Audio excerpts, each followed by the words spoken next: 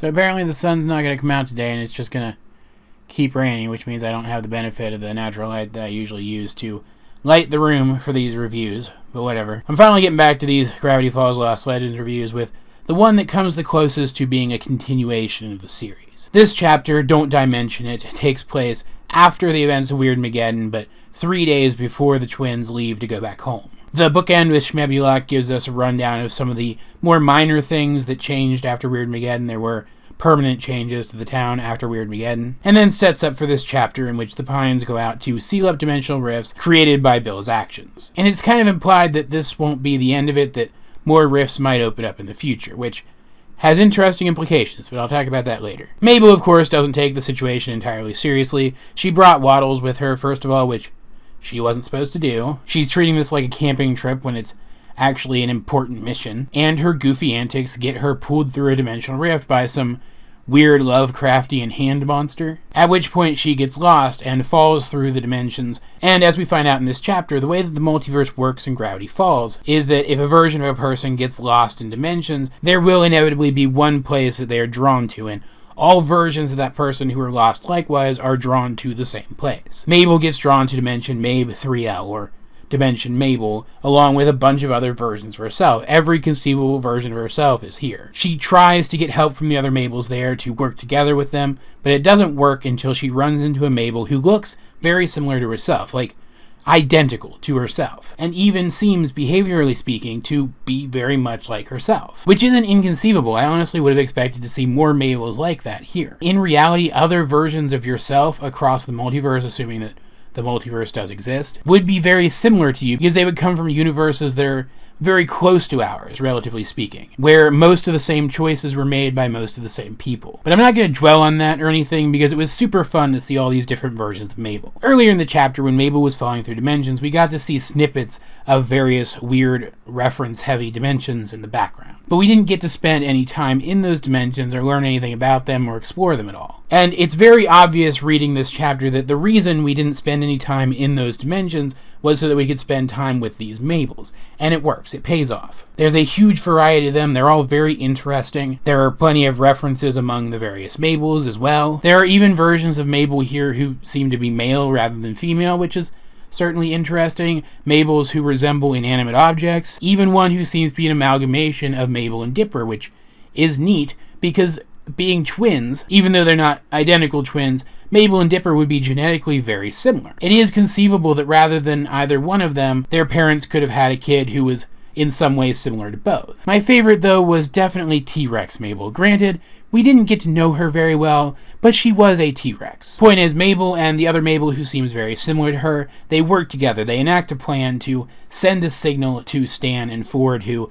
they expect will be looking for Mabel. And they're right. As all this has been happening, Stan and Ford have been looking for Mabel, making very little progress because Ford is an interdimensional criminal and people recognize him. But that's not the only thing hindering their progress. They're also in the midst of a bit of a feud. Stan has accused Ford of not knowing anything about Mabel, of not caring about Mabel as much as Dipper, and Ford has likewise accused Stan of being a terrible caretaker. And quite frankly, neither of them is wrong. Stan may see elements of himself in Dipper, but he definitely favors Mabel, and Ford has hardly interacted with Mabel at all, as far as I can remember. And Stan is a terrible caretaker. He doesn't even know how to take care of himself, so of course he doesn't know how to take care of kids. This is all building up towards one of the two messages of this chapter. The other message was set up earlier when Dipper pointed out that Mabel can be very selfish and self-centered, even now after the events of Weirdmageddon, when she should have learned her lesson. And Mabel kind of understands that now, having had to deal with so many different versions of herself who are likewise selfish and self-centered, only finding one of them who was willing to work with her to get out of this situation. She gets where other people are coming from when they talk about how hard it is to deal with her. So when it turns out that the Mabel she's been working with is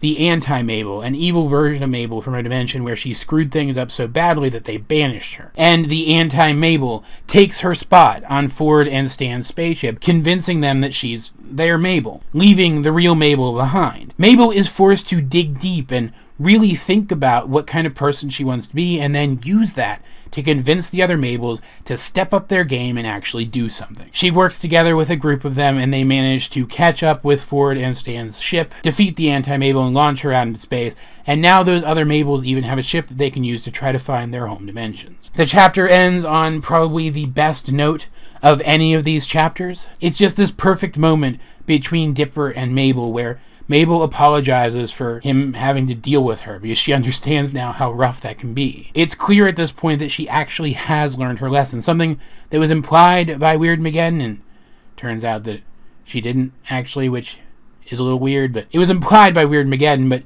people didn't necessarily believe her, and I don't blame. Mabel was, in a way, to blame for the entire thing, a near apocalypse. And so even though I didn't feel like she needed to still make up for what she had done once Weirdmageddon was over, I can understand why other fans disagreed with me. This story, I feel, gives those other fans exactly what they were asking for. It really does seem that Mabel has learned her lesson, that it has sunk in this time, that she really is a changed person. And to kind of seal that, to kind of solidify that things really are different, she gives Dipper a gift that she got from the amalgamation of herself and Dipper that she met in Dimension Mabe 3L. It's a journal with Dipper's symbol on it rather than the six-fingered hand. A journal that Dipper can fill in himself, and she even says that she's giving it to him in the hopes that they can make their own adventures going forward. And it's in part because of this journal, and in part because the anti-Mabel is still out there somewhere, and in part because it was implied that these dimensional rifts are going to keep opening, that I think that this episode was originally going to be part of